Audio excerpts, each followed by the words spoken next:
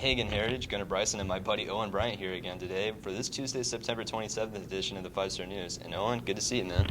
Right back at you, Gunnar. We have a busy show today again. So today, let's get to some quick announcements from our very own Isaac Delk. Let's stop wasting any more of your time and get some Tuesday announcements. Students, the See You at the Pole event is tomorrow. Meeting at the main entrance from 7 to 7:45 a.m. Sophomores, be prepared for the PSAT test happening on October 25th. And if you want to prepare yourself, you can find a practice sheet in the counselor's office. And lastly, our sophomore social is today.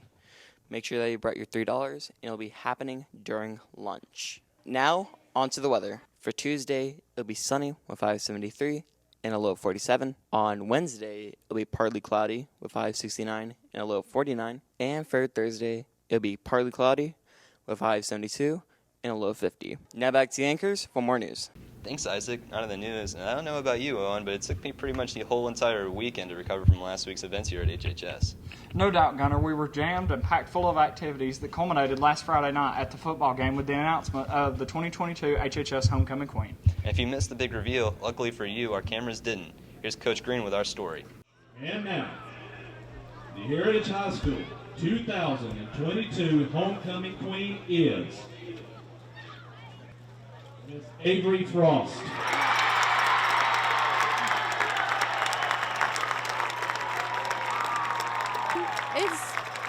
It's pretty great. It hasn't really registered, and it's only been a few seconds, but it doesn't even feel real. I think Avery's incredibly talented, wonderful young lady, so positive. You know, she's so involved in so many things, and our kids are great at choosing incredible young ladies to represent the school on the homecoming court and the representatives. So you can't really go wrong with any of them, but I'm really happy for Avery, proud of her. I'm beyond honored, and so many of the girls that were on the court deserve this role as well. And this crown, it might be cheesy, but it's for all of us. It's really been a great week. I don't know if we could have done anything else this week. It's been a busy but fun week. Students worked hard, teachers worked hard, and a lot of fun was had. Congratulations to the entire court and all of the students and staff that make this event go smoothly every year. And we'll have more from homecoming later in the show as well, so stick around for that. But moving on now to the news, and we really want to tell you about some awesome things happening here at Heritage with some of their ACT scores. That's right, Owen. And most of the students are crediting their involvement in Winsheim and Dr. Shipley's ACT/SAT prep classes. Our 5-Star News reporters Ethan Anderson, Penner Alton, and Riley Hensley talked with Dr. Shipley to find out more about their ACT improvements. Hi, Generals. We have a new ACT prep program at Heritage this semester, and we just got back student scores. We had a handful of students really increase their scores. I think Bly Metcalf went up 9 points in science. Considering I jumped up from a 21 to a 26, I think it's been rather successful with helping students get higher scores.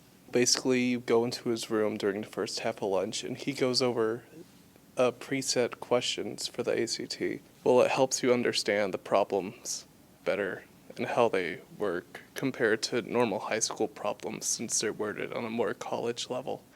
Sam Wooten, I think, got 8 in English from Miss Tollett's English class. And Ashley Cow and Gavin Chadwick both grabbed 2 points on their composite score. We have a handful of teachers doing ACT prep curriculum in their classes.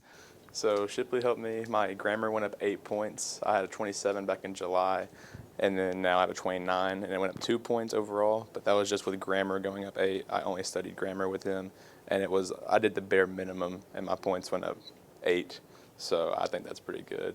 And I did what at least anyone could have done on grammar help, and it went up 8 points from a 20 to a 28, so yeah. Doing good work, and those students picked up points. We're also doing a crash course during WIN time the week before an ACT. Most of those students attended those classes. And then you have access to an online program at 36university.com. You can set up a free account with the code GENERALS22. Hope to see you in one of those crash course sessions. Great work, guys and gals. Sounds like a great opportunity for more students to get involved and get those test scores up. Time for a quick break here on the show, but stick around. After the break is sports. Brody Irvin will join us with a recap of last Friday's football romp over Chattanooga Prep, and he'll also tell us a little about this year's three-point shootout. Stick around and stay. Sports is next. Students, here's something that you need to know. As we are almost halfway through the semester, we also have to be aware of big things, like the PSAT test. For sophomores, it is free to take and is required. However, for juniors and freshmen, it costs $18 and is not required. So if you want to prepare yourself for that scary test, get a practice sheet in our counselor's office. So what are you waiting for? Get yours today.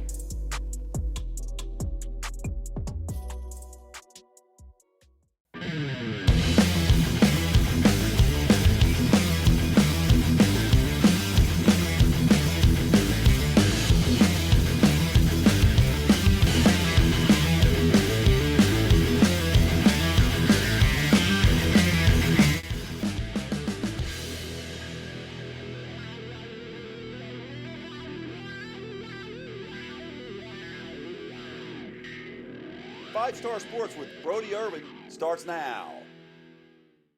Yes, it is. Sports time again. I'm Brody Irvin, and what a great time to be a Heritage General student and sports fan.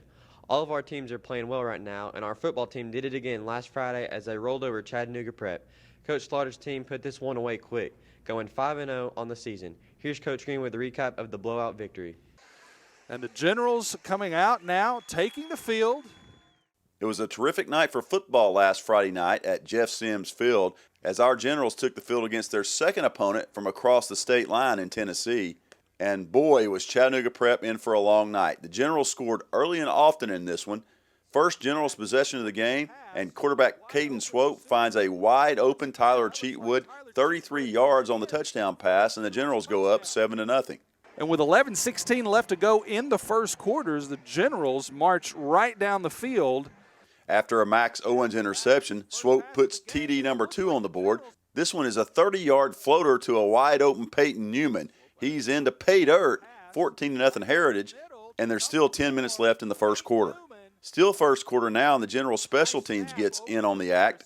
Here, the Sentinels' punt attempt goes awry. Bad snap over the punter's head, and Andrew Moore is right there to tackle the punter on the 1-yard line. Very next play, Heritage puts defensive lineman Jared Barnes into the game at running back, and Barnes pounds the rock in from a yard out. It's 21-0 Good Guys. And big Jared got a big touchdown run, so happy for him. And whenever you get a big man in the end zone, it's a good day. It's a good day. 2 minutes later, they score again. This time, Swope calls his own number, and number 10 waltzes into the end zone from 5 yards out. They go on to win this one 47-0.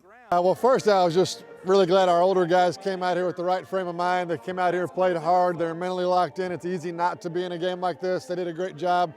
Super proud of them, proud of the second, third group that went in there and played really hard, did some good stuff. So anytime you can go out here and be on Jeff Sims Field and be in this environment and this just a great setting for high school football. So I think we did a good job just to come out, dominate every play, and let the backups get some work in. It was good for our mentality, I guess, because we had to learn to go into the game with our heads cleared, so we treated every opponent the same, and I feel like that'll help us later on. Yeah, we were really just trying to not score too fast, honestly. They're just a young team, and it was difficult.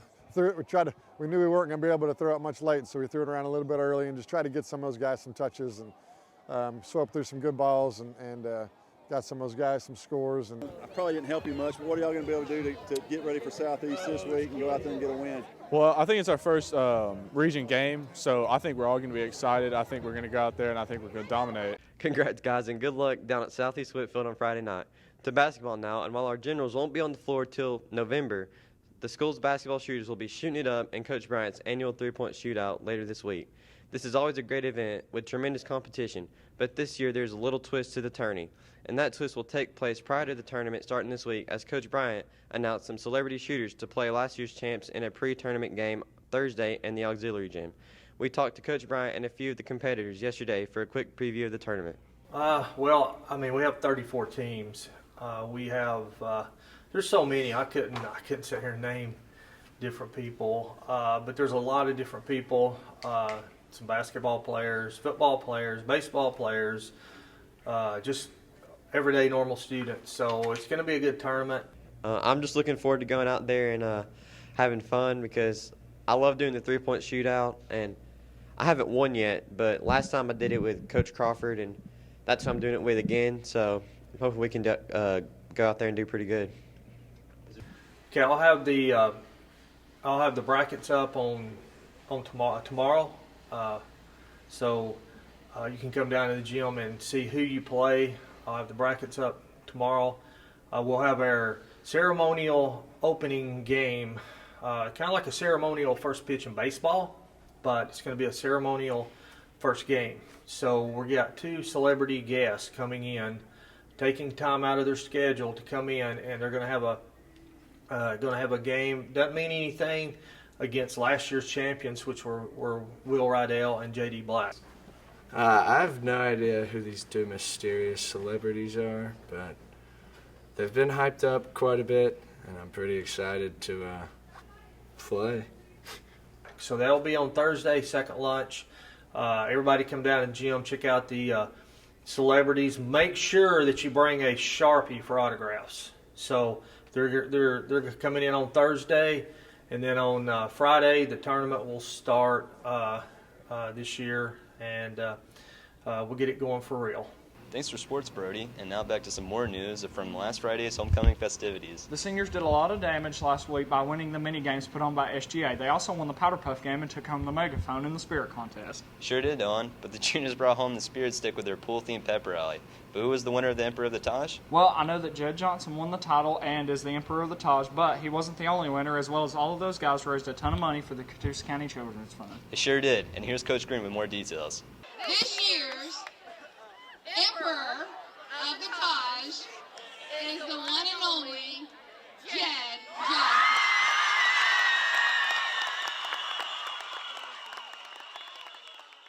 Johnson. Feels great. You know, the class got oh crap. The megaphone, yes, thank you. So that was a great win. We love that. Also, raising money for the Children's Fund. All the guys did awesome. So it's just great to be able to do it for a good cause and have a great week. I am super proud of all of the Emperor candidates. They worked so hard all during homecoming week. We raised over $21,000. Almost all of them raised at least $1,000 individually, which is incredible. They spent a lot of their own time going to businesses and getting donations, taking their lunch time, and doing things when they could have been visiting with their friends. So they worked really, really hard, and it's not always an easy thing to give that up. I'm super proud of all of them. It makes me feel great just to be able to know that's going back into our community and to the children of Catoosa County, so that makes us feel great. I'm always proud of old Judd Johnson. He worked his tail end off, and so I'm super proud of him. He has been going to businesses, and he went to the bonfire and sold stuff, and he's gotten donations from businesses, and he's taken every single lunch period all week long to work, and so I'm super proud of him.